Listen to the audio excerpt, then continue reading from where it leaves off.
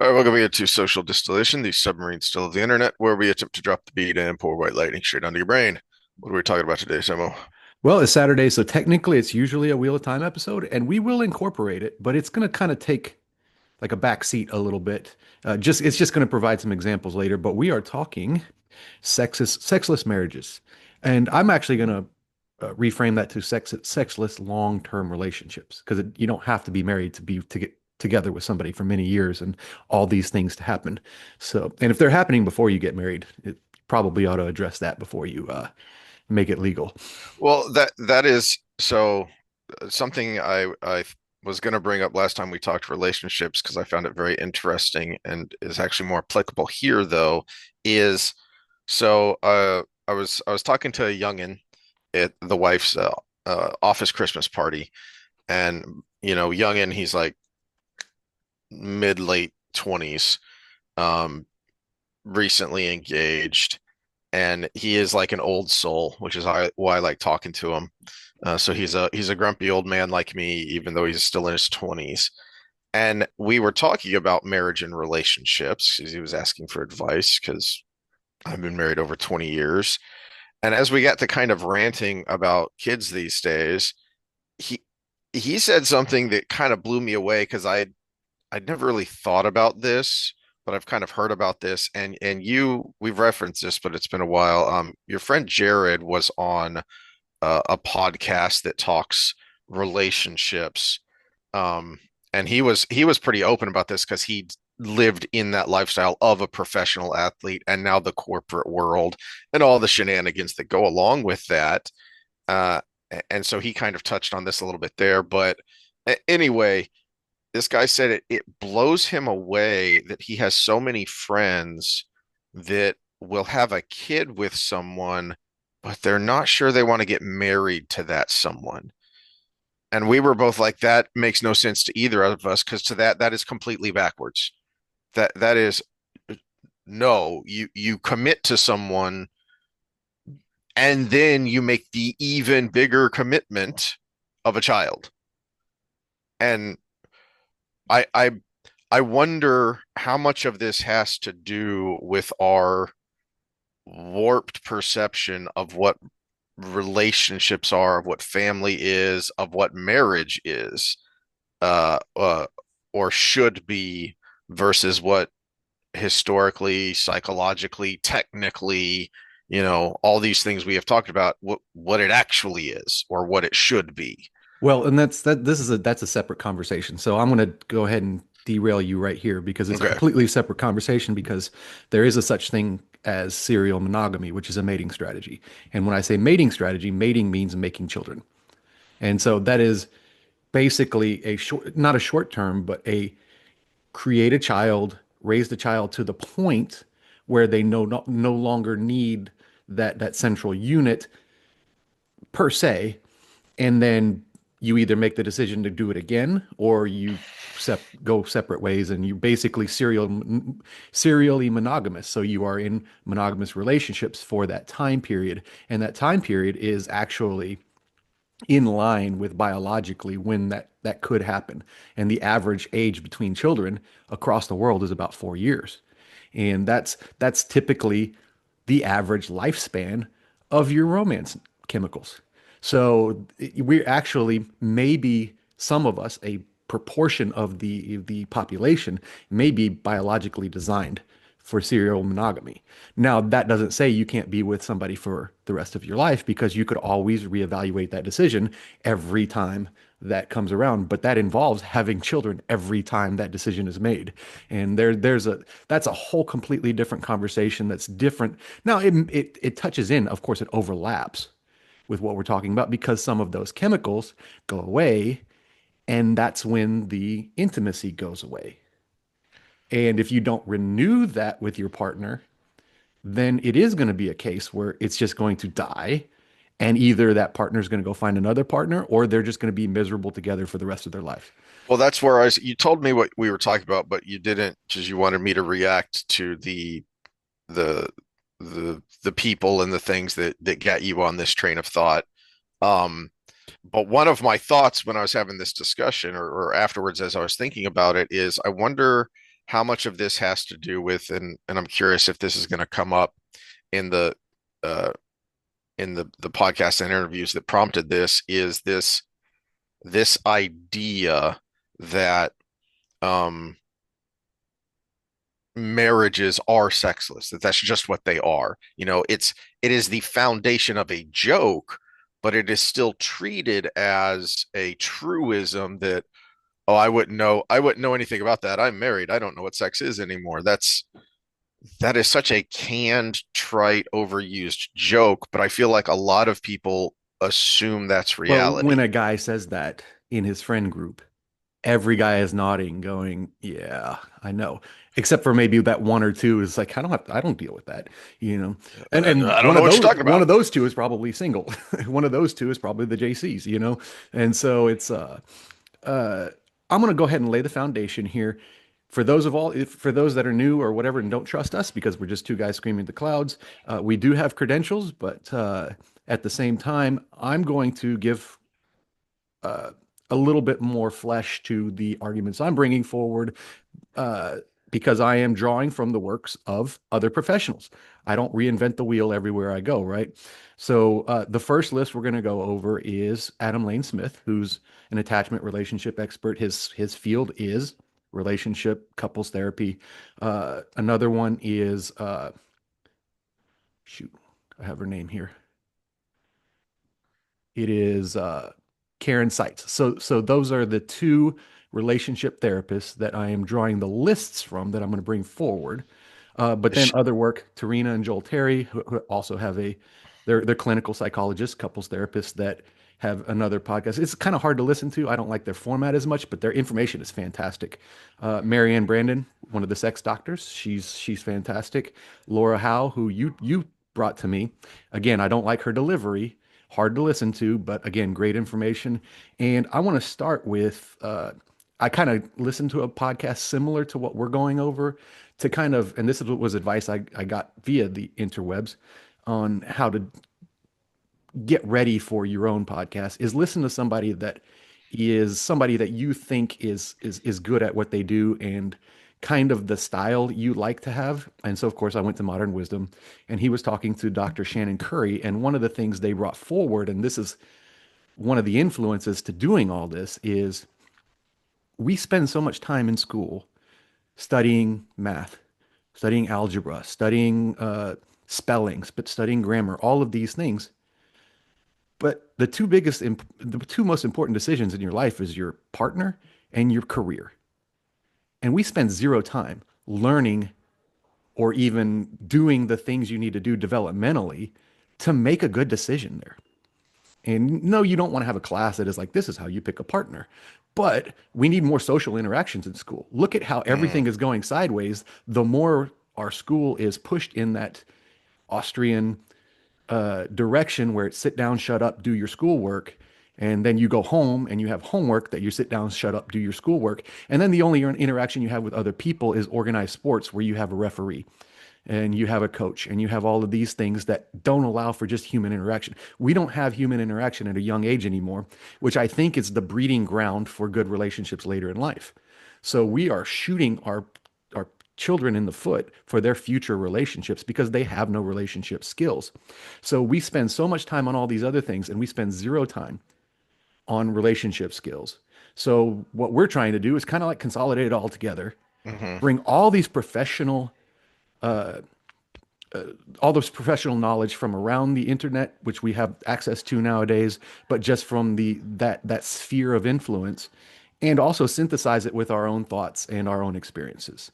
So that's what I'm trying to do today. And we're going to start with a list from Adam Lane Smith. It's actually the male's responsibility in what can you do to prevent this? What can you do to promote a happy relationship that doesn't go down this road of sexlessness?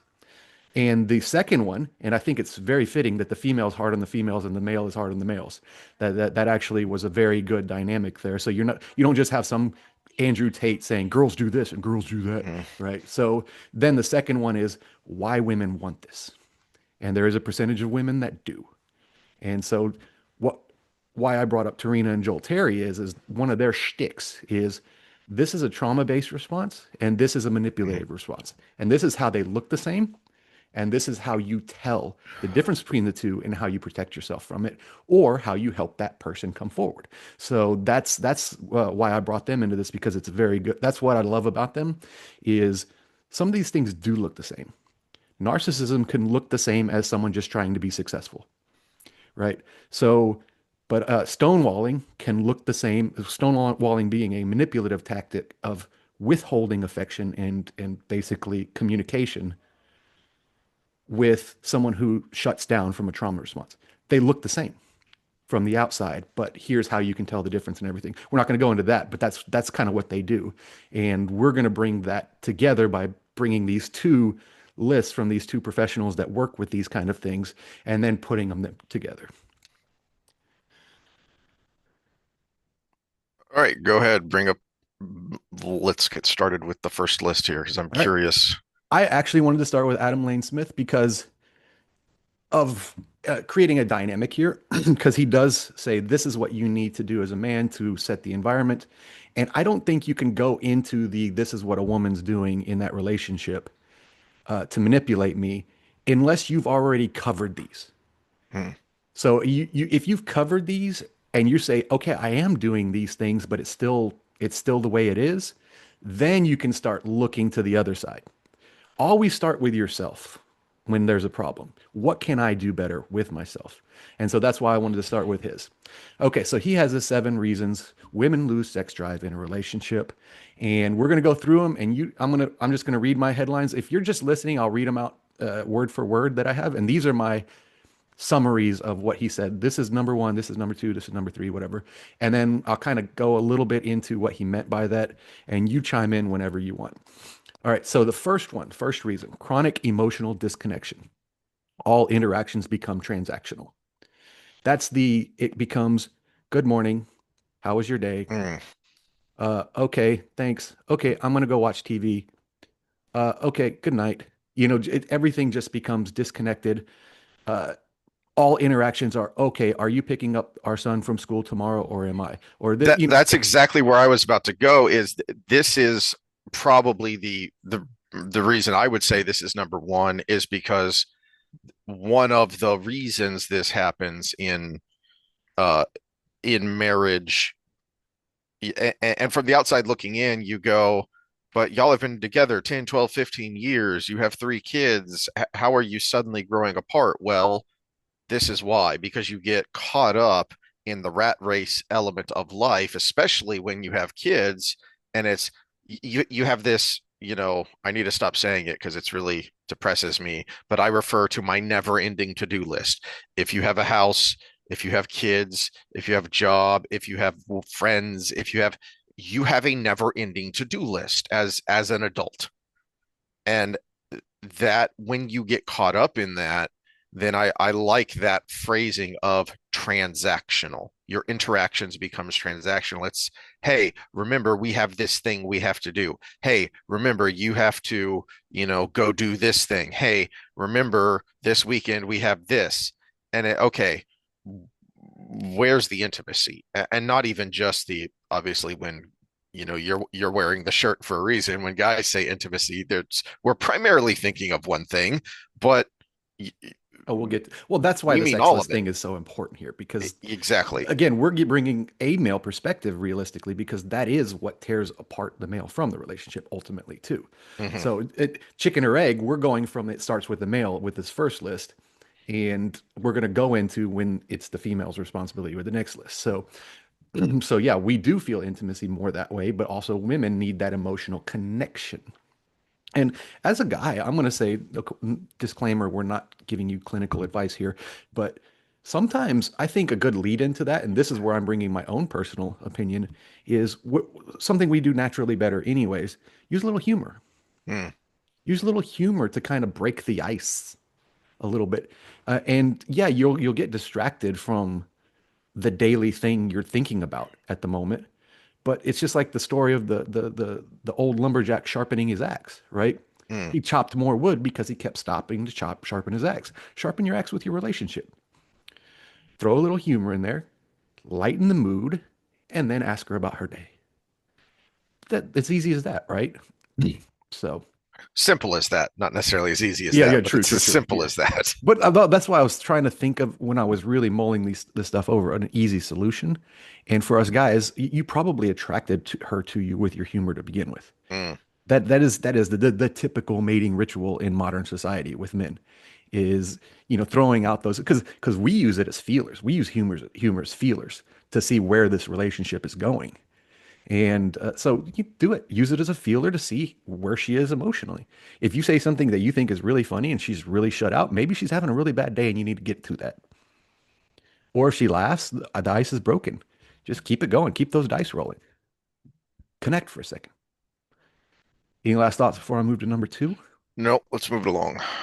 Okay, this is okay. So, just to bring his discussion into this, he said that first one is a lot of young relationships problem and younger females feeling that.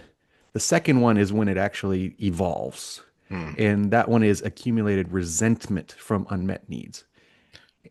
And what we're talking about unmet needs is a lot of times those emotional needs, or actually just being present enough to know what she's dealing with at the moment. So say she's overwhelmed with the children, stepping in a little bit to help ease that pressure or something. So this is unmet needs usually means emotional, but it also means psychologically cognitive load as well. And the R word is really bad there because Yeah. that's a killer for It's it's relationships the is end of it's resentment. typically the end. Yeah. Yeah, and as you've said, the reason so much couples counseling fails is because you don't go there until it's already done, Hmm. and you're just looking for validation. You're just looking for an excuse. You're just looking for someone to say, "Well, yeah, this relationship is dead," and it is primarily because you're well. I mean, this is the analogy Charlie Kirk used so often is the reason he did what he did is because when couples stop talking to each other, that leads to divorce. Mm. And that lack of talk is what feeds resentment because not only do you have whatever the unmet needs are, but now you have in your own head because you're not talking, you're making up your own reasons, your own answers, your own rationales because you're not getting explanation, you're not getting feedback from your partner. So in your own head, you're probably making it even worse than it is, and it's probably not good already if you're at this point. Hmm. So you are taking something that's bad and then now you're making it worse. And then that resentment builds to where eventually it blows up. And it's usually too late by that point because Hmm. anger is not the initial response. Resentment isn't necessarily anger, but when it builds to a certain point, it becomes anger and people say things and people do things and people react through anger, usually over and above what is necessary to fix the problem. All right, number three, feeling like a sex object instead of a partner. I think this one is really important for guys from the guy perspective. And I think I've said this before, and she has her headset on, so she won't hear me and yell at me for sharing this story. But uh, going back and forth with my wife, teasing each other a while back, and she said something to the effect of, but I don't treat you like I just want your body. And I quipped back, yeah, but I wish you would. And it dawned on me, actually, yeah, that's a pretty good explainer of the male female dynamic. Is ladies, one of the reasons we do that is because that is the ultimate for us. It is we wish you would do that to us. And so we're projecting. And so if we treat you like now, obviously, if you have the cuttlefish, sneaky fuckers. Hmm. Yeah, no, that's bad. They're not doing that because they love you, they respect you, they whatever. They're Yeah, doing that just to get it and quit it. let me Okay. interject here. I should have done this in the beginning. Let me interject with a disclaimer here.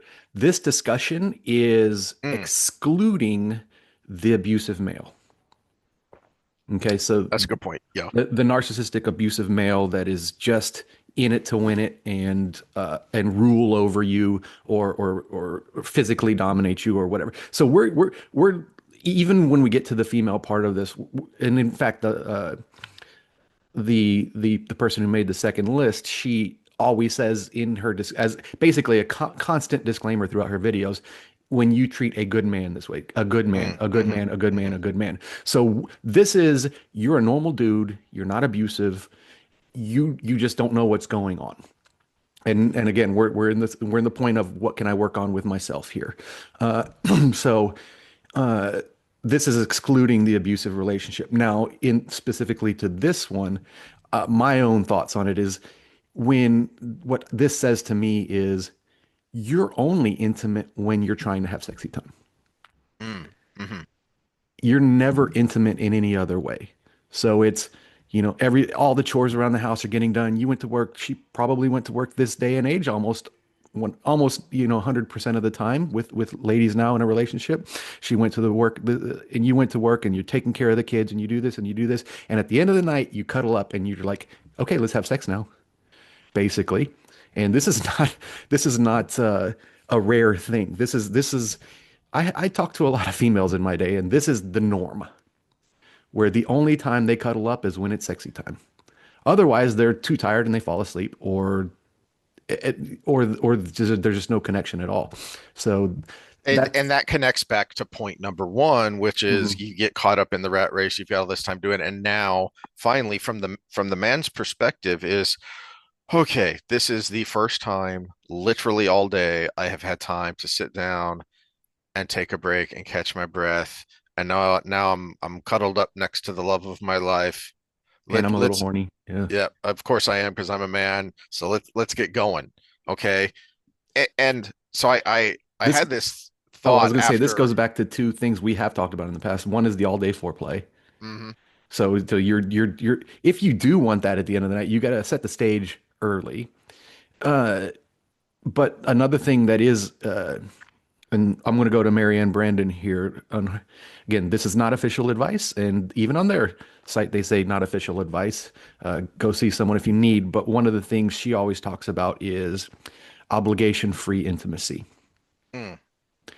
Just sitting there watching a movie cuddled up on the couch, or holding hands is a big start for a lot of people who have lost the intimacy in their relationship. So an analogy that kind of popped into my head several weeks ago because of other stuff we were talking about is, um, ladies, you need to understand guys are incredibly simple. We I hate and that they're term because we're not. Yes, one um one answer is obvious, but it is more complicated than we that. are more direct. How about that? So here's the analogy is the very basic story structure you learn in elementary school when you first start learning about reading comprehension is you have inciting act event, rising action, climax, sharp drop off, little denouement, epilogue, and we're done. That's the male sex life. That is the male sex drive. It is as Candace Horbox has said, for when she talks about all day foreplay, is guys, for you it's a switch. It's on or off. But for ladies, it's a dimmer knob.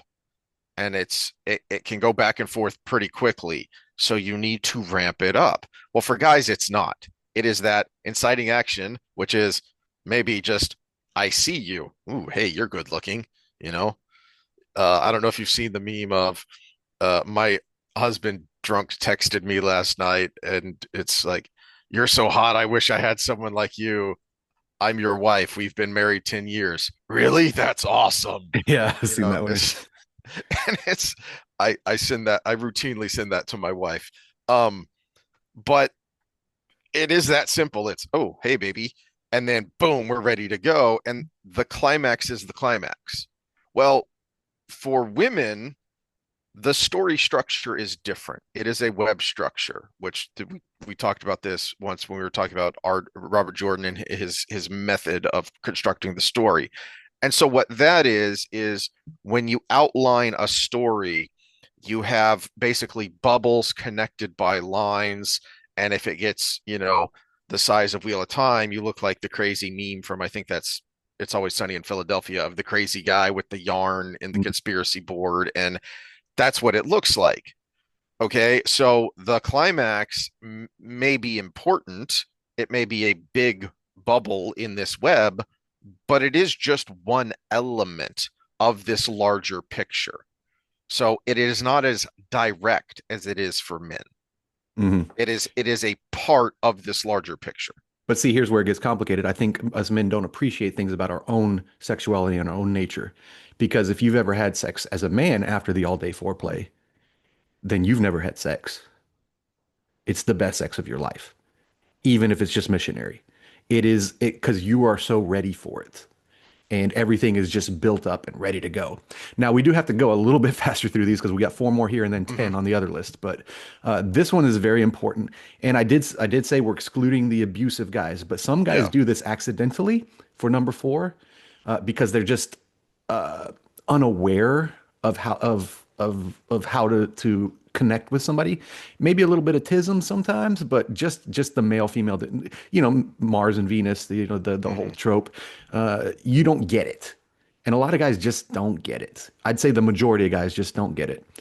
Uh, this number four, I'm going to read it verbatim and then I'll go over it. Feeling emotionally unsafe. She's feeling emotionally unsafe.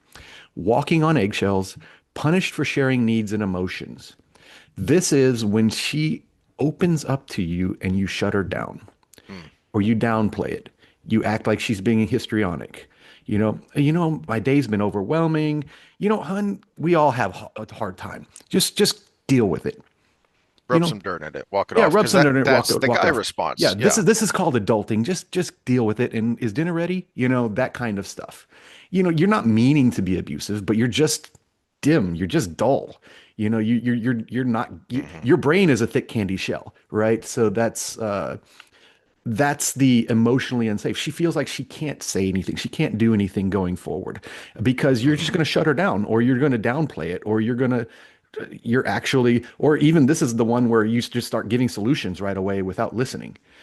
So Yeah, all I of was those about things to play into say this. Yeah. lots and lots of people have said this, so this is not a unique thought, but any couple needs to very early on have that discussion of, all right, when one of us gets going, the other one needs to ask, hold on, is this a ranting discussion that you just need to vent and get this off your chest, or are we looking for solutions? Because either way, give her time to say her piece, but if she's not looking for solutions, you don't want to butt in and say, well, honey, you should have just done this and this and this. Okay.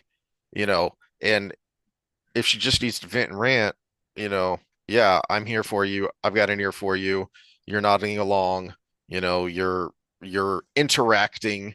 You brought up the other day whoever does those professional backup commercials Oh yeah, yeah, and is like the professional backup listener, yeah. come in to Teddy listen. Bridgewater. That's my Yeah, favorite one too. It's yeah. Is that there are no you're not a backup mechanic. listeners. Yeah, you're not Yeah, a mechanic. You don't have to fix them. there are no backup listeners. That's you, buddy. So you best be listening. Yeah. Uh, Now, this is one where I think to put in my 2 cents worth, so we're getting trying to always put in my original ideas, is this is one where you can have your cake and eat it too, because I think there is a time and place where you can listen to the vent, and then after the emotional, just basically puking it out, how can I help? Mm, There's your there's your hmm. there's your question. There's your question for them. How can I help with this thing that is so hard for you right now? There you go. And then you put the ball in her court. If she wants a solution there, she will tell you how you can help. And if she just wanted to vent, she'll say, I feel a little better now. Thank you. There you go. There you can have your cake and eat it too. Listen to the emotion, give her her space, give her her place to be in the relationship that shows you care, and then take that next step, which could end up with problem solving, but it could end up with just actually doubling down on showing how much you care. How Hmm. can I help with this thing right now? That's Which, it. as you've kind of touched on, for a woman can be fairly simple. It could be, don't worry about dinner. Let's order pizza and sit in bed and watch TV together. Yeah. I mean, it gives her the opportunity to ask you for the solution Hmm. or to just be present. Hmm. You listened to her and now you are asking for her input on it. You're not giving your input. Now, number five here is going to be trickier though, because this Yeah, is and this is one that he did disclaimer a lot as well because I say not from the husband because so I'm going to read it out. Unprocessed past trauma response. And this is not from the husband. So this is mhm, not an abusive husband that did something. This is not 1 through 4. right. Okay. And so this is one that actually really made me think of bringing up the Terrys in this because one of their big shticks is even if it is something that's a past response for her or whatever, you don't have to deal with her not working on it. Mm, And so unprocessed past trauma we have to be aware of. And this is the one that's not the guy's responsibility here is to be a support role because she needs to be working on this, whether it's with a therapist or through her own, just working through the past thing. Maybe she had a rough childhood or was, severely well, bullied as from the mean girls in school the or the extreme examples I thought of immediately was, and I've never heard them talk about this. I don't know if you have, but someone like Yeonmi Park or Ayan Hirsi Ali, who both suffered horrible sexual abuse in their early years, but are now, wives and mothers, and so they overcame it somehow. So, something like that as an example of, hey, you can move on from even incredibly mind-boggling, mind-numbing trauma. Mhm. But, guys, for your part, and speaking from experience, you may have to nudge them, but you have to be very careful about, my doctor, my wife, both nudged me into finally more directly dealing with my mental health and putting in the work on it as part of, hey, not just for your mental health, but this is affecting your physical health. Yeah. But they couldn't just shove me, they couldn't just demand, they couldn't just tell me. They had to nudge me in the same way that we've talked about addiction the last several episodes. And most of the time an addict isn't actually going to recover unless they want to recover. Mhm. So you, Yeah, you've got to get them to make that choice. and we'll dive more into this because this overlaps with one of the points in the next list too. Hmm. And but the main thing is from a guy's perspective, especially in this day and age where a lot of times we're the second marriage, or Mm. you're the exception to the rule. You're still on your first marriage and you've been going for 20 years. I'm on my second marriage. Uh, and that's kind of more the norm nowadays. What if the first marriage was extremely abusive? Mm. And Hmm. you're like the opposite of it? But it's really when you're the opposite of that, I will say the one of the most emotionally damaging things to the guy inside, and I'll say this from personal experience, is when people treat you like the last guy. So like you're talking, maybe it's a heated discussion because that happens in marriages, right? And that happens in long-term relationships. And you reach up to scratch your head and she flinches like you're going to punch her. That actually hurts the guy just as much as Mm. her trauma response because it's like when someone puts words in your mouth that you didn't say. You know, it Yes. it's that no, you think that of me? You think that I would actually do that? And it's a mixed response of hurt and anger, which they're entirely related because you get angry when someone hurts you, and that anger can creep into the rest of that conversation. And then we got a snowball going downhill. So this is not from the husband. This is not the husband's response fault, but you have to be aware of it because you're going to have to deal with those moments, first of all, and second of all, you have to be aware of the fact that if it, of whether she's working on it or not, Hmm. or if it just becomes an excuse at some point. Okay, number 6. Now, number six, I would put as number three because I feel like the first two really lead to the chronic stress and burnout is number six, and I feel like that really connects to number one and two. Yeah, that there is overlap between yeah, all of that them. there's a lot of overlap there.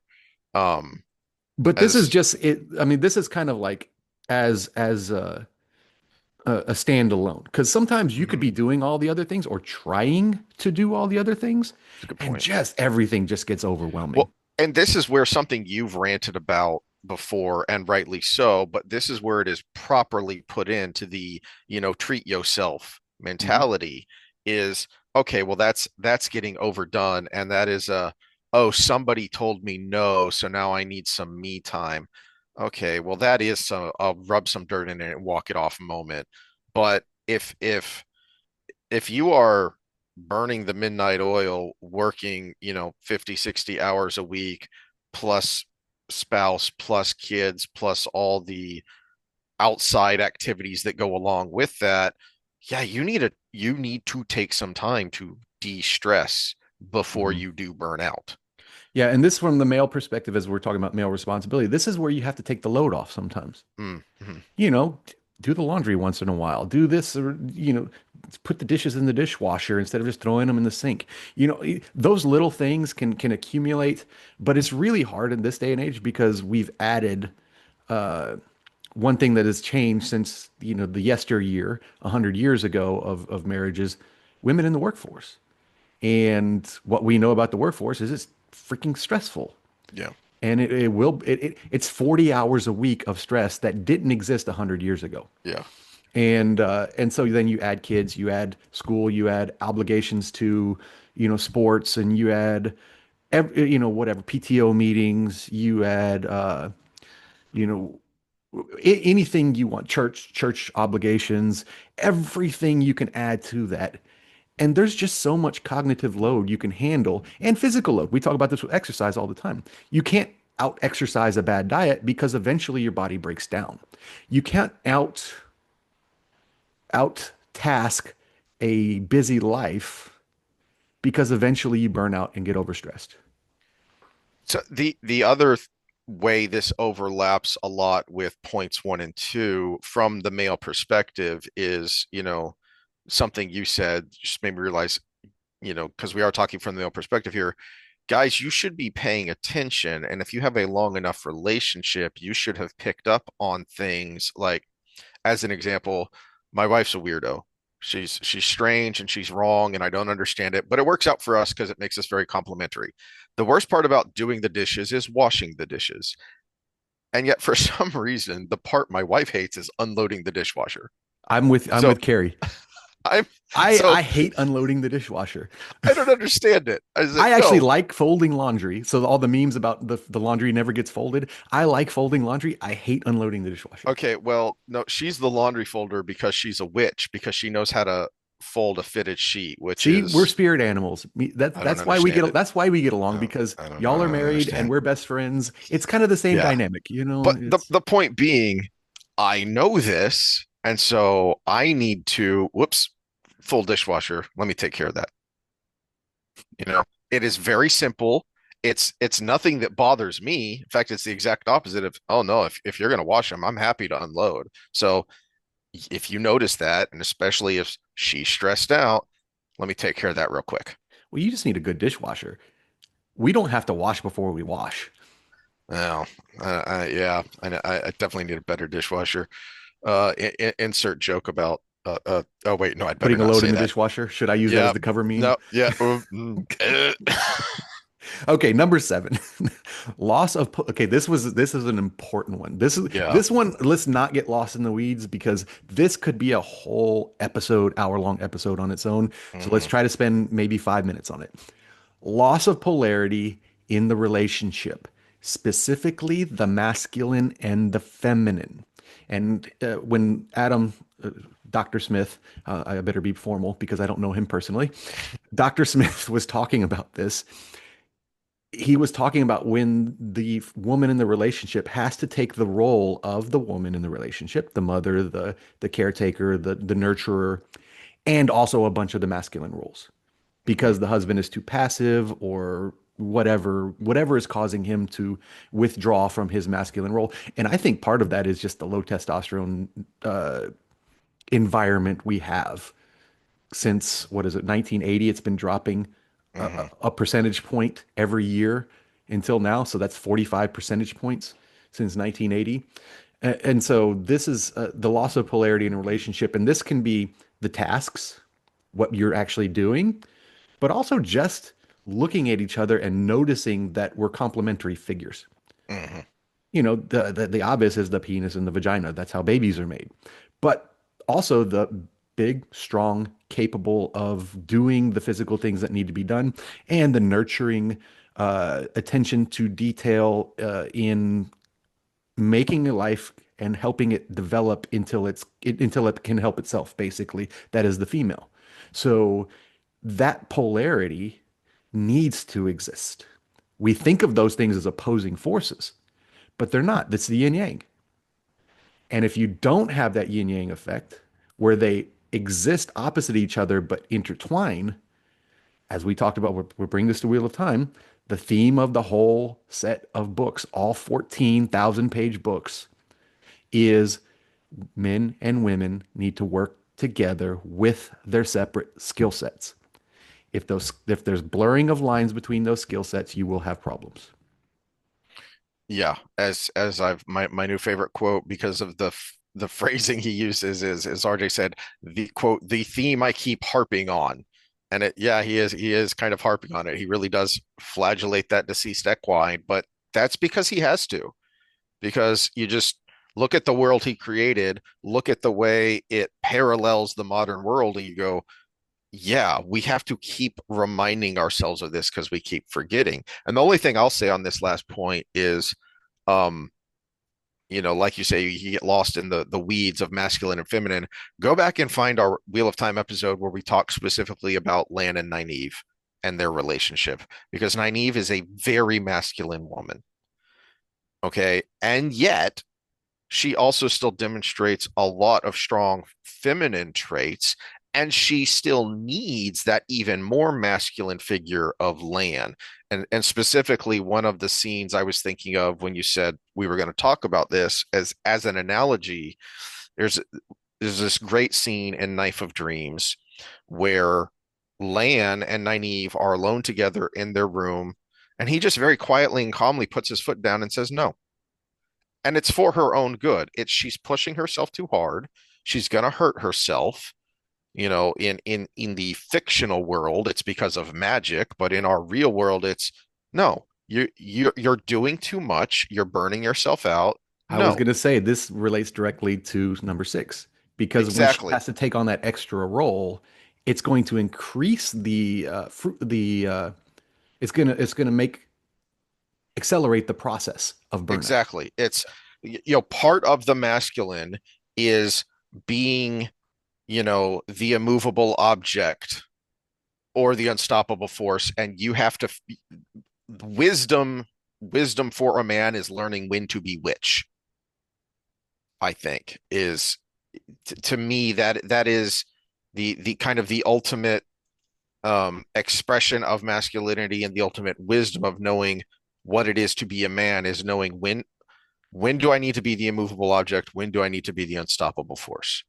Mhm. And so sometimes it just being masculine is just putting your foot down and saying no. Is I'm gonna you know simplify this. I'm gonna simplify this because stressors, mhm, going back to number six, one of the things that embodies masculinity is taking stress from your partner. Because I mean, if we go back to the basis of a relationship, which is mating, is tr you are putting her in an ultimately vulnerable and stressful situation so you can procreate. mm, Okay. yeah. And sorry, Zoom just gave me a warning for some reason that I don't know what it is. But okay, so it threw me off for a second. Okay, so your job as a man is to take that stress away from her Hmm. so that you can, as much as possible. And I'm going to give a very simple example. Opening the door for her. You open the door for her, not because she can't, because you are taking one thing out of her life. You are taking one stress out of her life, one little physical thing. And guess what? They appreciate it for the most part, unless they're just brainwashed by the colleges these days. But that simple thing. But okay, so now let's go into a long-term relationship. Say you want to have children and she wants to stay home with the children. You better provide financially. Because if you create financial stress in that situation and she has to pick up slack, you're not going to have sex. Sorry. If y'all both decide to work, you better pick up responsibilities around the house because now she's putting in 40 hours and you're putting in 40 hours. Y'all need to share the household responsibilities Mm. because there's only so much time in the day to do them. So you need to assist with the nurturing to take stress off her because she did the stressful thing for you by carrying a baby for 9 months in her 9.5 months in her body, and then providing those first 3 or 4 years of nurturing that you can't provide as a father. So yeah, part of masculinity is removing stress. And so if you are not being manly and your partner is having to be manly, you're going to lose the thing that you love about you feel connected by as a man because she's got nothing left. Sex takes Good point. energy. It's one of the Yeah, reasons I love to study it because sex that's a good and point. trust are the two things that we do as social animals that are counterproductive to our own survival. They take energy, they take resources, they take responsibility, they take all of these things that if I just wanted to live as long as I wanted, I would be a single man for the rest of my life and just work and benefit from my own stuff. But no, I'm driven to sacrifice. And if you're not driven to sacrifice as a man, you will not get that sacrifice from the woman. And if you are, she will want to make that sacrifice and it won't be a sacrifice. Absolutely. Yeah. Okay. So that's Adam Lane Smith. I'm going to copy and paste this whole list in the show notes. So there's a link to the video where he goes over these in his own language. And he also offers professional actionable solutions at the Mhm. end. Some of them a little different than what I said, some of them in line. And you take it with a grain of salt. He's very easy to listen to. So that's his delivery is good. You know, some of the other ones I talked about, their delivery is pretty bad, but he's easy to listen to. It's only a 30-minute video. So we actually talked longer on his list than he talked on his list. Okay, so now let's switch to okay, so All right, let's pause for a second here because I have yeah. a an analogy and I'm curious how applicable it's going to be before I see this next list. Oh, that was the alert I got. You were messaging me to pause, but it didn't come up in share screens. So, Weird. all right, we're pausing. We'll be back in a blip of a second for you, and I don't know how long for us. All right, so it just suddenly hit me when we were talking after we were done recording last time and you said what you wanted to talk about here and the two examples that immediately jumped into my head of good um fictional portrayals of relationships that could help you learn here is, as I already mentioned, uh Lan and Nynaeve, who are both, even though even though their marriage is actually younger than Perrin and Fail's, they are themselves older and more mature. So their relationship is more mature. And you see with Perrin and Fail, you see two youngsters, teenagers when they first meet, learning to live together, which which was the point, others have made about why they liked them individually and as a couple.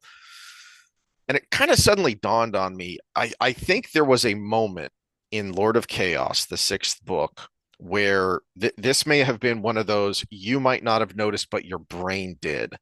I think the point where a lot of the fans got turned off and started to actively dislike Fail is when she starts feuding with Berelain and Karheen and she starts blaming her husband for things that we later learn from her own admission and her own point of view. She knows he's not only not doing anything wrong, but he never would. We learn later from her points of view, she knows Perrin would never cheat on her, ever. It's just not in him. It would be contrary to his character. And yet, in the scene I'm thinking of, she uses sex as a weapon. That because she's mad at the way Perrin is handling the situation, not what he's actually doing, but the way he's handling it, and she doesn't like how that reflects on her. So she puts on a thick woolen nightgown and literally turns her back to him when it's bedtime. Yeah, we'll see some of that. Yeah. So that is, I feel like in a lot of ways that's kind of the female equivalent, the kind of female myopic in your own mind from your own feminine perspective, you know, as with the male side of what you brought up earlier of, all right, we're in bed now, the kids are asleep, let's do it. It's like, no, no, no, it doesn't work that way. Well, same thing on the wood side. This is how the woman kind of uses sex as a weapon, Hmm. right? And for reasons that are flawed, faulty, just plain wrong. And as you brought up, this is the difference between what was the contrast you used? Manipulation, or what was the other term you used? Versus Trauma, just past yeah, trauma. Yeah, tr yeah. yeah, trauma. Oh, Like yeah, yeah, this, or just a psychological response, just a shutting down th of. this isn't a psychological response. This isn't past trauma for this person. This is, I am mad at my husband and I'm going to make him suffer. And I think the reason that was probably that you might not have noticed, but your brain did moment where a lot of fans were like, I don't like her. She's not a good person, is because Perrin was pretty much ticking all of those boxes that we just talked about. Like he is really kind of the stereotypical hero character of the book for most of it anyway. Especially when you look at the three main male characters. He was the paladin. He was straight laced from the beginning. Yeah, Exactly. yeah. He is your Aragorn. He is your, you know, King Arthur without the flaws, Mhm. right? He is that guy. And he is doing all of these things. And we saw him, as I said, we saw him grow as a person and grow with Fail. And you're treating him like this? That's a you problem, honey. Hmm. Yeah, and that's why a lot of us didn't like her the first time we read it until we understood and had been through few relationships on our own. So we're about to go into, and I'll bring it up on the screen here in a second, into the second list. So this one is, we'll set the framework. Say you are that. She always uses the good guy, as she keeps saying the good guy, the good guy, the good guy as Mm, she goes through this. If you are doing this to the good guy, because that list we just went through, you're trying those things. You are trying to reach out. You are trying to be, even maybe you're not perfect, but you are trying to be that way. Or the second stage, the second scenario, and that is maybe you weren't great at those, but and when things started to go south, you tried to learn, and now you're trying to do those things. So both of those could be true, and we're human, and learning is great because, like I said at the beginning of this, we don't have the social interactions we need by the time we get to this stage in our life anymore to deal with people, especially of the opposite sex. So she does say the good guy a lot. In this first one,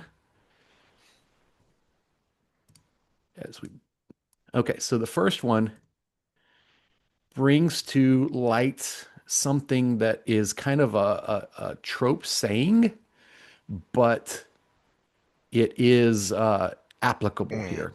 So number one is they never wanted, I'm going to put in my own word here, sex to begin with. It says they never wanted it to begin with. Means it was a means to secure the marriage. And the trope I'm talking about is women are the gatekeepers to sex, men are the gatekeepers to long-term relationships and marriage. Because women control, other than in the abusive situation, yeah, women control who can enter their body, and they are more psychologically prepared to be judgmental in that realm. It's becoming less and less so, but that's where the cultural influences come in. right. But I mean, that's for good reason because you women share the bigger brunt of the responsibility if something goes wrong, like having a child, right? When you're not trying to. By wrong, it's when you're not trying to. Mm, So they bear that childbearing time where you're vulnerable, plus the nurturing time where you're vulnerable, plus if the guy doesn't stick around, the rest of that child's development. So This is the woman that just never wanted it to begin with, but she used it to get married. I don't know how you get around that because I mean, that's a big foundational problem. Hmm. But my first thought of, well, what do you do about that would be point number two. Okay, so They, yeah, so we'll just go ahead and move on to point number two then. They don't think it's important, which the male thinks it's important because it is how he bonds. which, okay, it is this is and kudos to the people who are making this point now in the past few years more and more. I've referenced seeing people talking about this on trigonometry, on modern wisdom, of women talking about the lie of the more radical feminist Oh, movement. we're gonna get to that. Yeah, but part of that was you can think about and treat sex like a man. No, they don't think it's important. It is important for you, honey. It might not be as important.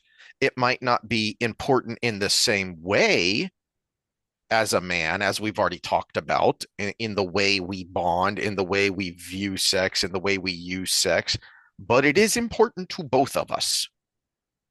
Okay. See, I bring this one to the uh number one and number four from the last list Hmm.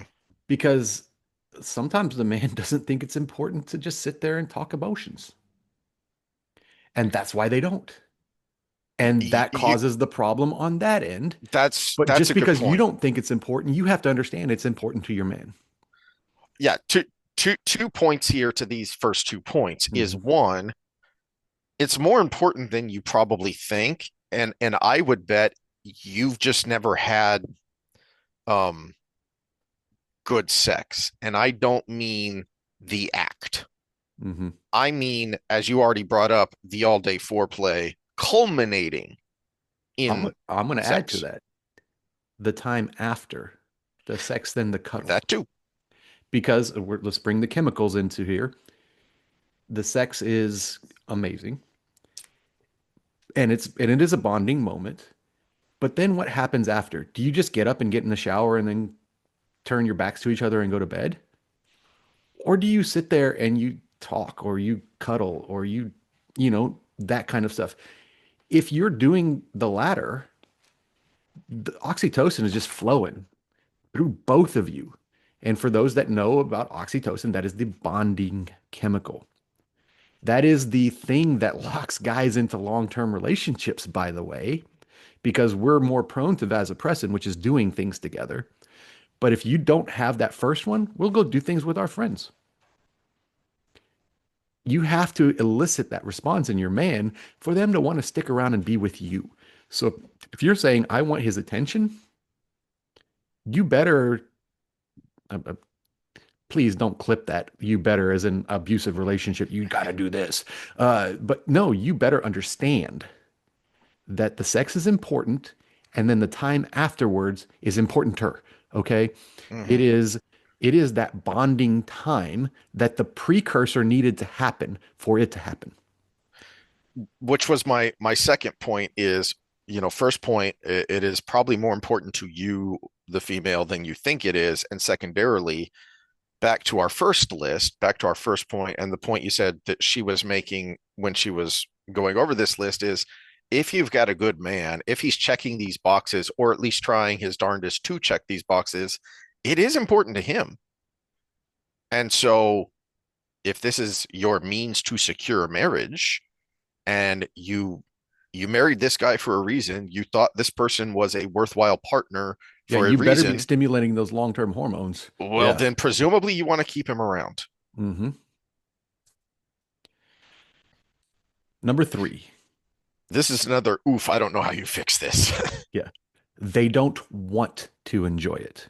And okay, again, we're talking about the guy who's doing everything mostly right. And this is when the female is sabotaging the relationship through the manipulation of sex. They don't want to enjoy it. It would burst the negativity bubble that many women want to keep intact. because women do have a negativity bias. Everything's dangerous, everything's out to get me, everything's this and da da da da. No, I I enjoyed this thing. This was good. I had fun.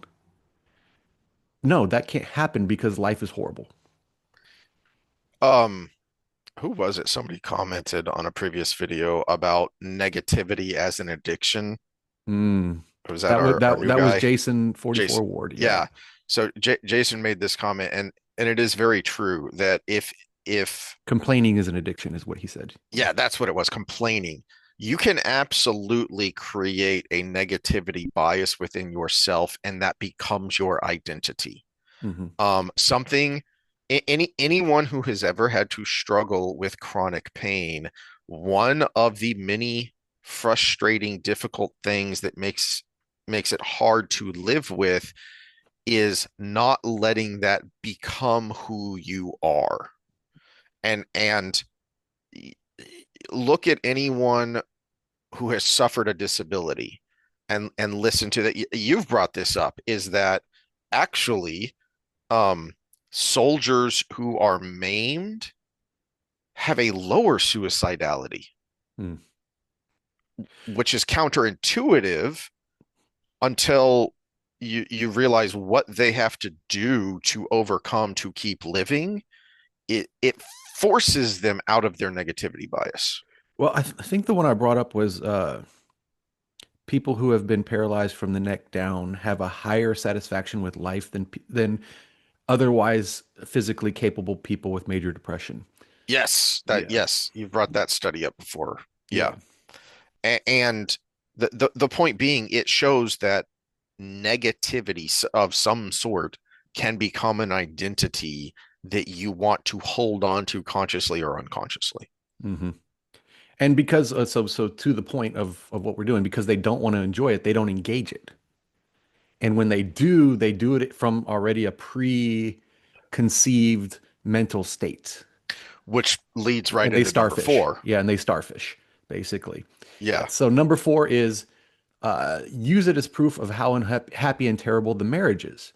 I'm always the giver. I'm always this. I'm always that. So we're talking about the guy who did all the things in the first list we talked about, which she wouldn't always be the giver, but because she just wants more and more and more giving, the marriage isn't happy. So she's just not happy. She's just not happy anymore. Hmm. That's the number one stated reason for divorce in the nation now, especially when the female initiates the divorce. I just wasn't happy anymore. But she wants to use it as proof of, because you can self-fulfill prophecy. If your man, what do they say, balls empty, stomach full, right? Balls empty, stomach full, and you're going to have the happiest man in the world and he's going to treat you right. Yeah, if you don't do either of those, guess what? He's not going to treat you right eventually.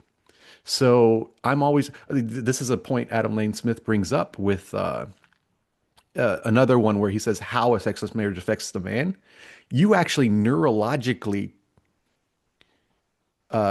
develop your man with your using of sex or lack of sex to that environment to actually be the I think it was number four from his list, the walking on eggshells, where he Hmm. becomes that, where he's actually neurologically in pain by even doing the other things he should be doing because it never leads to.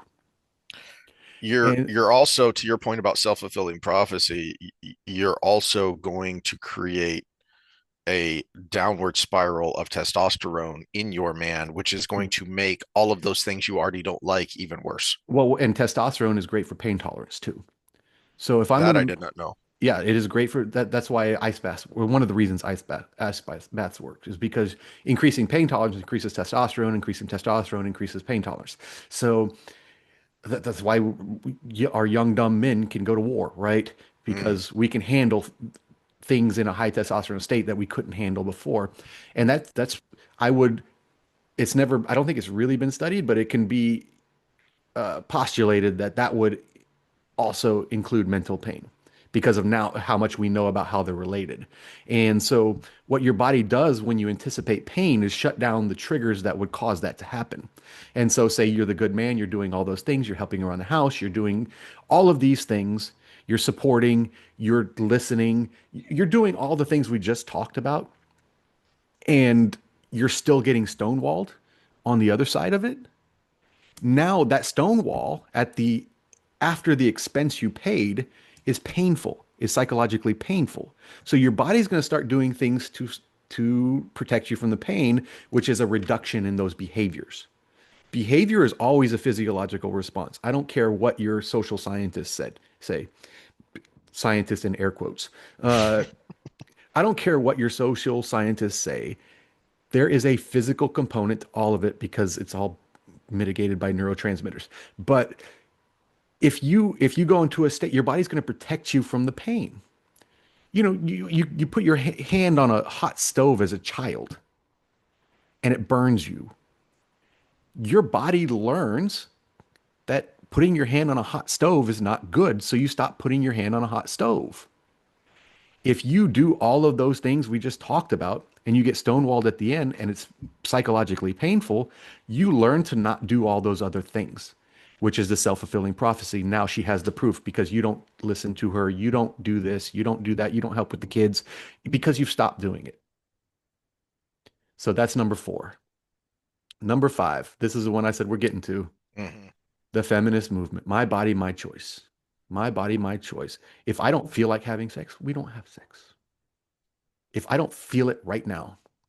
The problem is, for me, if you make that decision at the beginning of the day or the beginning of the year or in any situation that isn't in the moment, it doesn't matter what the guy does. Mm. You've already made the decision. So you're going to judge everything he does based on, oh, he's just trying to manipulate me into sex. He's trying to gaslight me.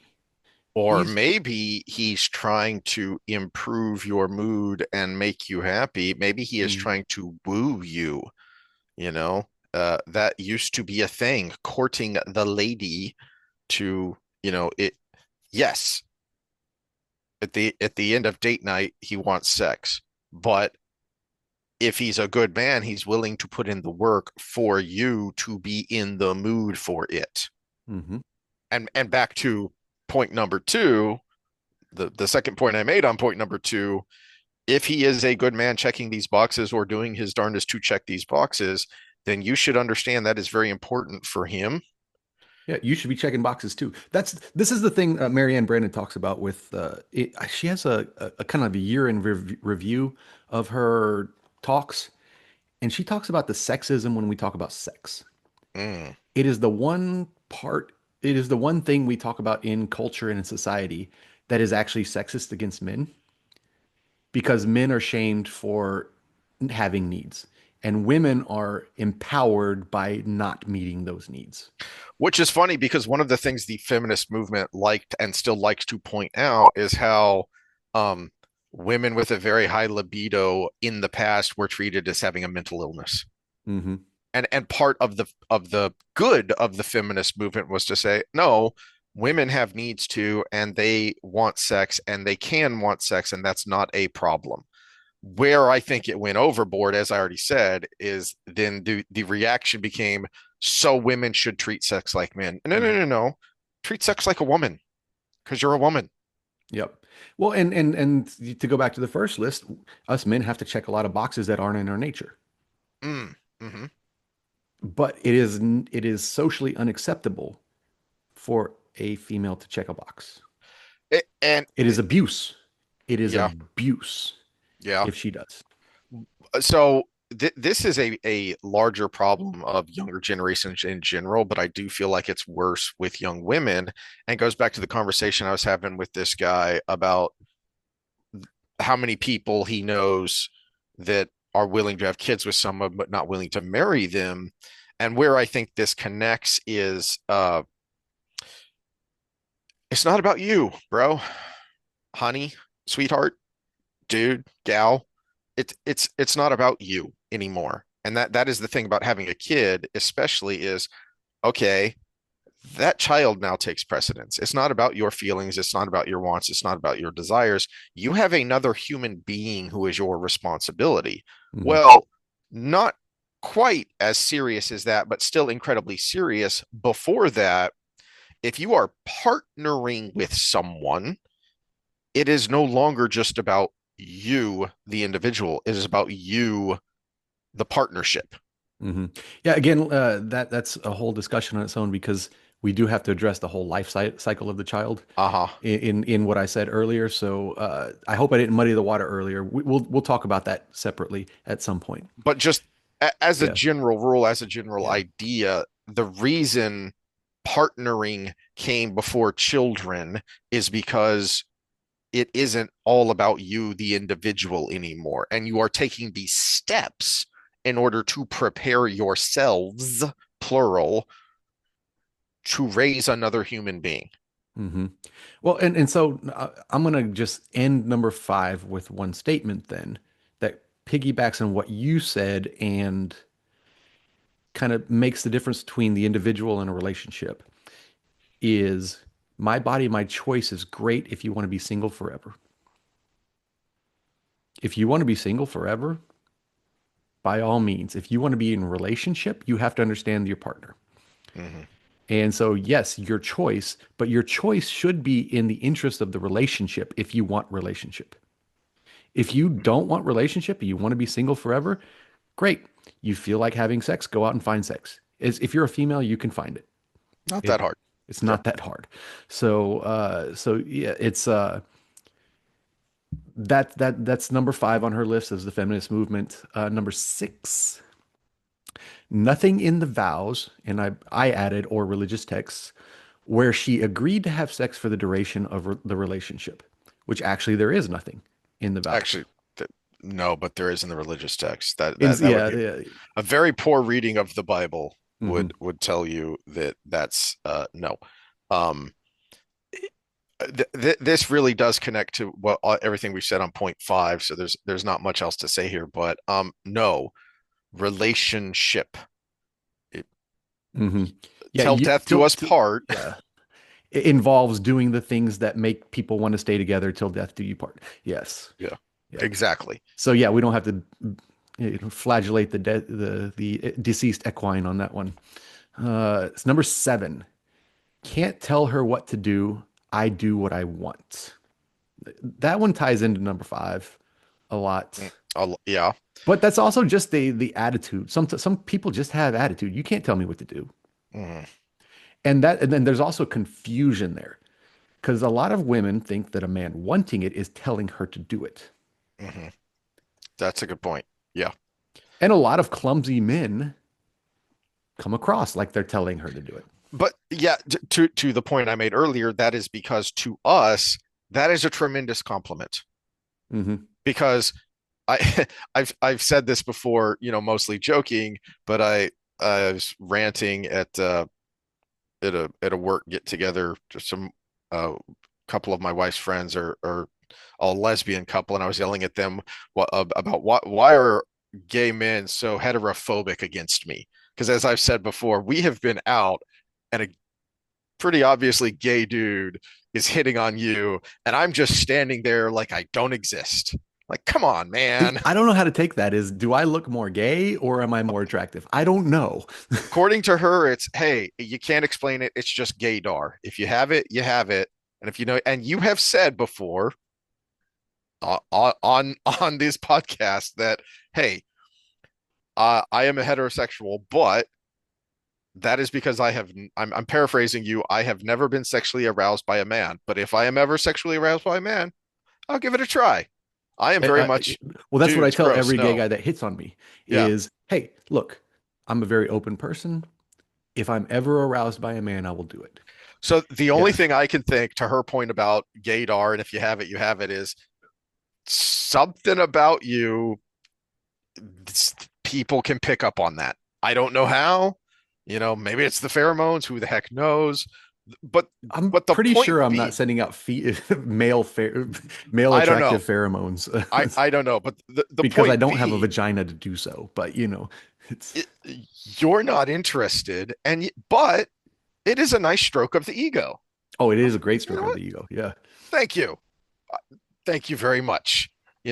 As as we were back and forth teasing each other, I made the point, because I don't remember how it came up, but I asked her, like, okay, because like her partner has been in relationships with men before.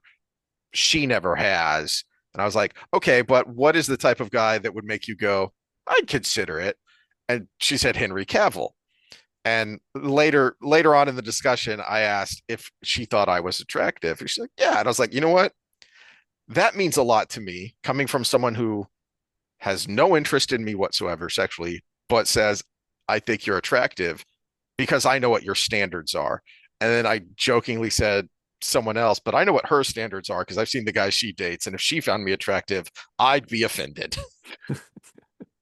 And I was mostly joking, but it's true. We want we want you to want us. Mm, And so good point. when Yes. when we want you and want you sexually to a man, that is a huge compliment. Well, and so let's talk about female psychology too. What we have a term, it's called a lipstick lesbian, right?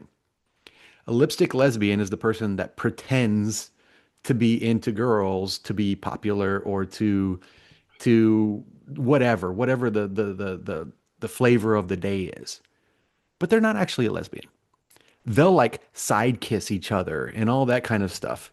They'll go to the edge of it. It's like playing what is it? What do we call it? Gay I've never chicken? gay chicken. Yeah, it's like playing gay chicken, right? But they're not actually lesbians. Yeah, it's I forgot where I was going with that because I had to remember a name.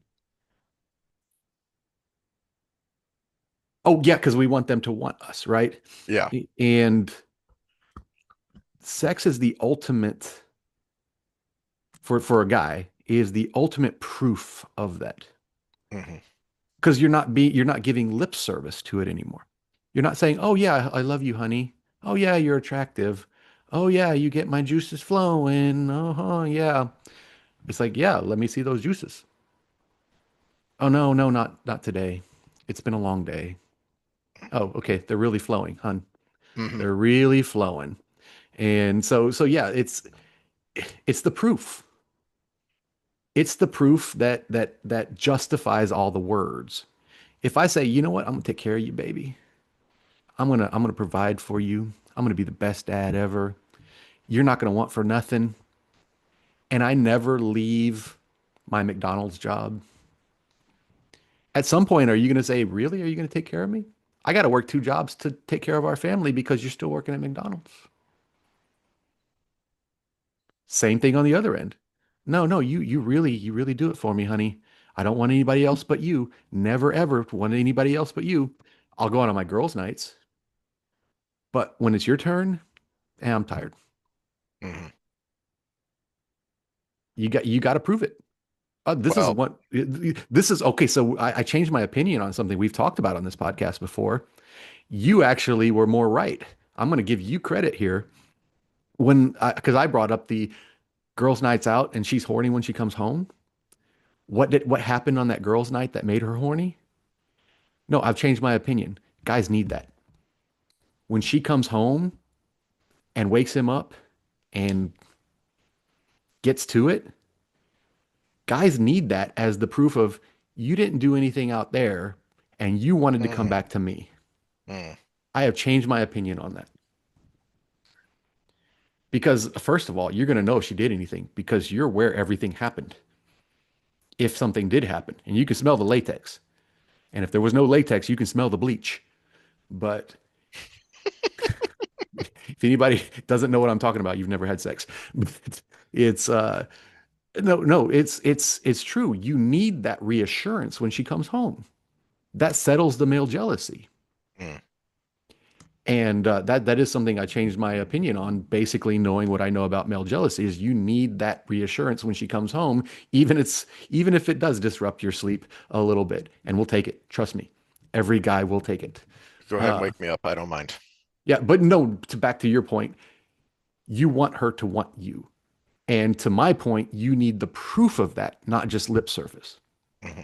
Women want words of affirmation. And some guys want words of affirmation, but at some point you have to back up the words. Hmm. That's the part of doing instead of just saying. That's the part of solutions instead of just venting. So you have to understand your man. He wants the doing. This leads bizarrely into number eight because if you do what you want, and number eight is she wants the problem in the marriage, why? Then why Okay. are you married? Yeah. Let me throw some stats out there because this goes all the way back to number one. She secured the marriage with it. Hmm. Hmm. Now, 70 to 80% of divorces are initiated by women now. And the number one stated reason is I'm just not happy anymore. Next is infidelity and no, next is financial and the next is infidelity. So it used to be infidelity, then financial, and then everything else. But we've gone to, then it was financial, then infidelity, and then everything else. And now we've got to, I'm just not happy, financial and infidelity. So the thing everybody always talks about is, oh, he cheated on her and she left. No, most of the time is, I'm just not happy anymore. So she's not happy anymore. She wants the marriage to end. Hmm. Hmm. Well, what's a fast track to getting the marriage to end? Cut him off. He's either going to get frustrated enough to go get it somewhere else, and then you can file I for was, divorce because of yeah, I was about to infidelity, say the third one ends up happening. Yeah. or he's going to get frustrated enough that he's that 20% of guys who initiate divorce. Mm-hmm. Or he gets frustrated enough that he doesn't do the six of the seven that are the guy's responsibility in the first list we just did. And then she's really not happy and Hmm. she's getting the divorce, right? So she wants the problem in the marriage because it is the number one problem that is going to cause him to just shut down. And actually, when she files, be like, okay, whatever, instead of fighting for it. Hmm. Number nine, she feels like she's paid her dues already. Okay, we got married, we consummated it, we had a couple kids. Gosh, I did everything I needed to do. Uh, that's National Quitters Day. Hmm. That is, Quiet quitting, right? yeah, that is, well, no, I went to the gym for a couple of weeks. I'm done now. No, Mm. that's not how it works. No, you keep going. Let life is a continual process, or it's the alternative. What do I always say? I've said this like probably 100 times on this podcast out of 400. This is 411 on our episodes. Everything great in life is needs to be constantly renewed and is cyclical. Mm. Everything worth anything, whether that's keeping in shape, whether that's your nutrition, whether that's your relationship statuses, everything is cyclical and it is constantly needing attention. If it doesn't, it's not worthwhile in life. I mean, people hate that because they want to Right. win the lottery and be rich instead of working and becoming wealthy and reaping those rewards as you go forward. Right. So, And they don't understand that what is best in life is to crush your enemies and see them driven before you and hear the lamentations of their women. Wait, no, I'm getting confused with something else. Never mind. all From right. Conan the Barbarian, for anyone who doesn't know. Number Conan, what is best in life? Number 10, I do not know why the formatting didn't let me put that properly, but it would not let me do a number 10 without it having the giant tab before it. But emasculation and control. This is the one that I was like, you're going to get to this with Fayil here. Hmm. Emasculation and control, using sex as a weapon for power in the relationship. And and just to say, it is more effective than putting a gun to the man's head,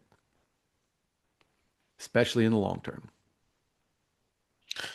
We have mythology, story, fable, history, if you think it's direct of, I mean, the most obvious one that jumps to my mind is Samson and Delilah.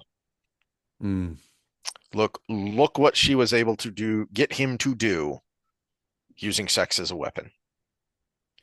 And there are numerous such stories and fables about this. And that usually ends terribly for both of them. And that's, in real life too, that's not going to end well for either of you. You're both going to end up miserable. But it ties into so many of those other points of um the narcissism, the lack of understanding of what men need, and perhaps more importantly, why they need it. I think that's a big part of what we've been talking about here with that list is, you know, even if you don't think sex is that important, it is for your man. But more importantly, here's why. Okay. It isn't just because, he's a horny Neanderthal.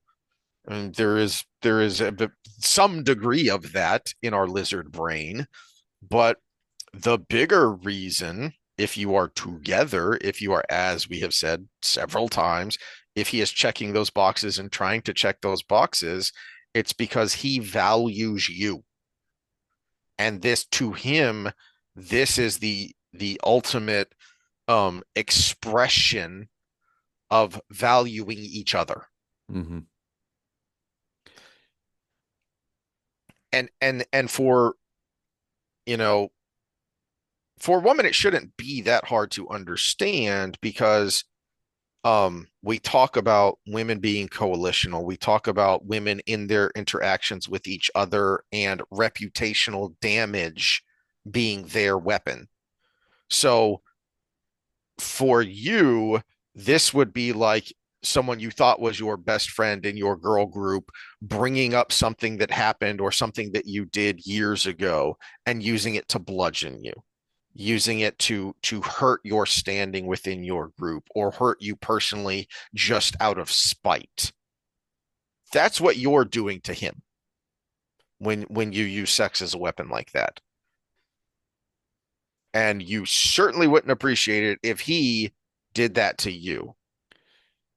Yeah, and I mean, maybe I'm the one that's gonna get controversial, even though I'm the bleeding heart liberal of the group here.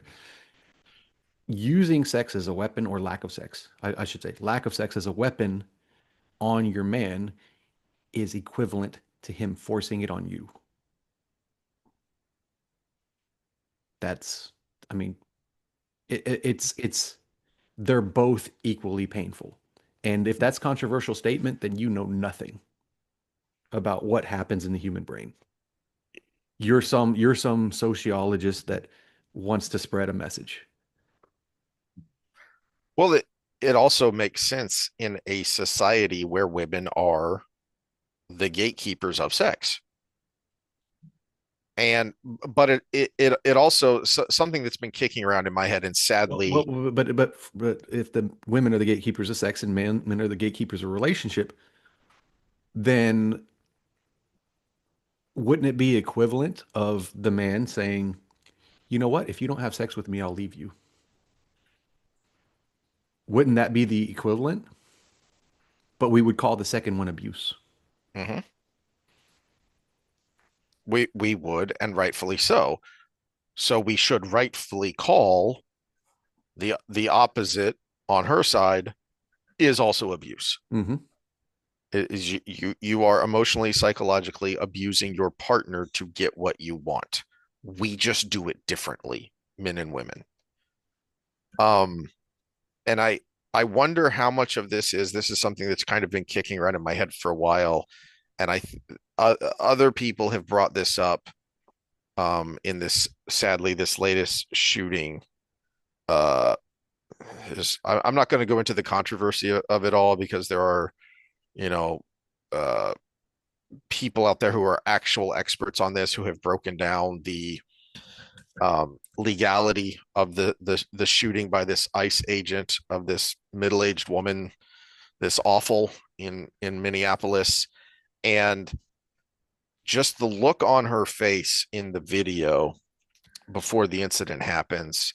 And there was a similar incident that happened that didn't end in a shooting because luckily this person got out of the way of Well, there was another similar incident where the cop died too.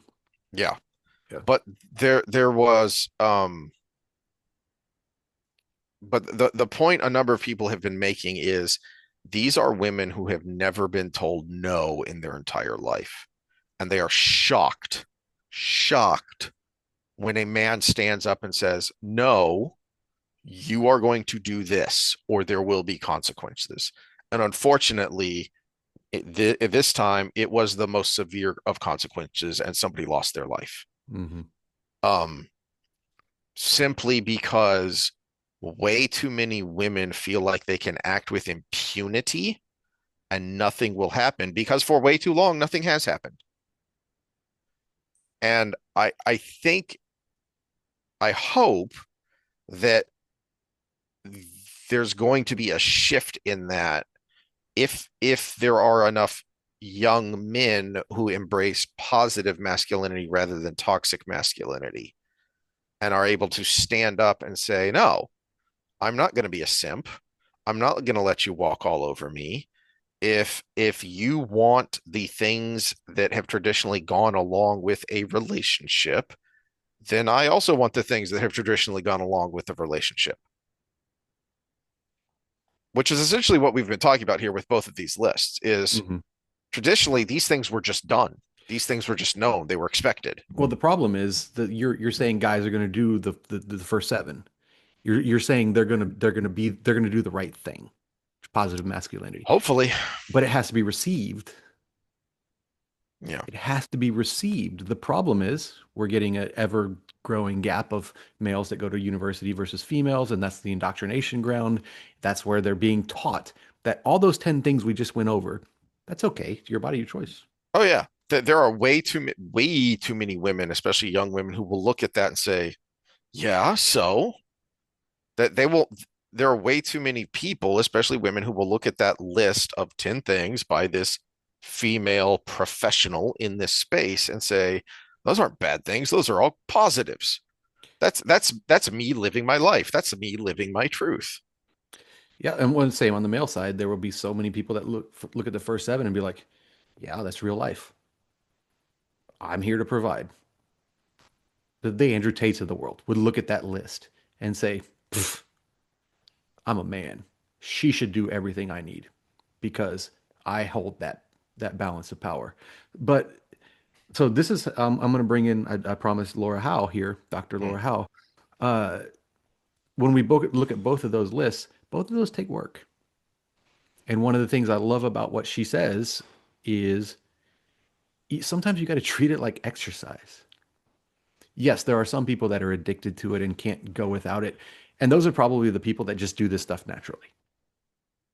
But for most of us, almost every one of us out there, it's like, I mean, I do this for a living and I still have to get on that rower to warm up and go, okay, if I just get going, everything's going to be okay. And I'm going to get through this workout and I'm going to eat my protein. I'm going to get through the soreness and I'm going to do it again.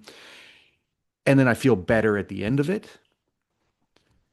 You got to treat that with everything. Just like going to work. You get yeah, up in the morning, your alarm clock goes off, and you're like, oh, God, this sucks. And then you work and you go through 9 to 5, and then you get your vacation days if you have a regular job, and you go on a vacation, and you're like, oh, this is great. that It's connects back to several months ago when you brought up that clip from the sex doctors of her talking about pre-foreplay is the idea that if you need some extra work, some extra motivation, whatever to get yourself going, to get you in the mood, you know, they both talked about how, sometimes you may need a plan intimacy of, especially, back to the point, the first couple of points there on both of those lists of getting caught up in the rat race and not being able to be intimate is you have to do these things in much the same way that, as you say, I've been, I'm tired, I'm stiff, I'm sore, I don't want to work out, but I know once I get going, I'm gonna feel a lot better. Same thing here. It's been a while. It's work to get going. It's work to be intimate. But you know what? You are both going to feel better after the fact, especially if you have a build up to it, especially if you have, that post cuddle moment, all of those things that go along with it. you're going to feel better after the fact. You just might need a little extra work getting going. And if you're not willing to put in the work, whether it's from the male perspective in the first seven or the female on the other side, don't relationship. You know, Don't relationship. Just do you. Be your cat lady. Be but be your basement eating Cheetos Mountain Dew dude. If you're not willing to even look at that list objectively and make it a 50-50 thing between each other, don't do it. sticking with health and fitness as an analogy, as you said, choose your hard because Hmm. getting healthy and staying healthy is difficult. It's also difficult being unhealthy. So which one do you want? Yeah, do you but want I'm to? saying this from a perspective of with relationship is there's another person on the other side. It's Yeah, not just your own health that matters. You exactly. you are dragging some you're if you are not willing to address any of those things from either perspective, then you are ultimately dragging someone down to your level. And if you're back for that would be like I am 100 pounds overweight and I'm going to get somebody in a situation, which we talk about marriage and stuff where it's legal and binding. I'm going to get somebody in a situation where they have to eat the same amount of cheeseburgers I do. They have to eat the same amount of Cheetos I do. They have to drink the same amount of sugary sodas I do. And we're going to be that way together. It's not the same. That's a good point because I was talking about look at those lists and if you're not willing to do that work, okay, but then understand what the trade-off is psychologically for being perpetually single.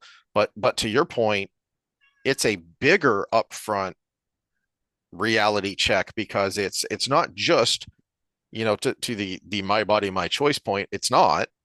It's y'all. Okay. It's not just that you have to look at these lists and be willing to put in this work, but you also need to understand if you're not, you're dragging someone else down with you. Hmm. Yeah, if you want to swim the what is it, the English Channel, that's fine, but don't chain yourself to someone else. Mm, yeah. Yep. Absolutely. All right. Well, hopefully we said something worthwhile there. I think we said a lot of worthwhile things. Again, we're drawing on other people's expertise and giving our own uh, perspective on it as well. So I mean, if you got something from this, then yay. Comment, like, subscribe. We got a new subscriber, so Woohoo. woohoo! We're almost at 100. Get Look us at over that us. 100. I think 500 now. You could do live shows. Ooh, that'd be fun. All right. All right. Well, we'll see y'all next time then. All right. Later.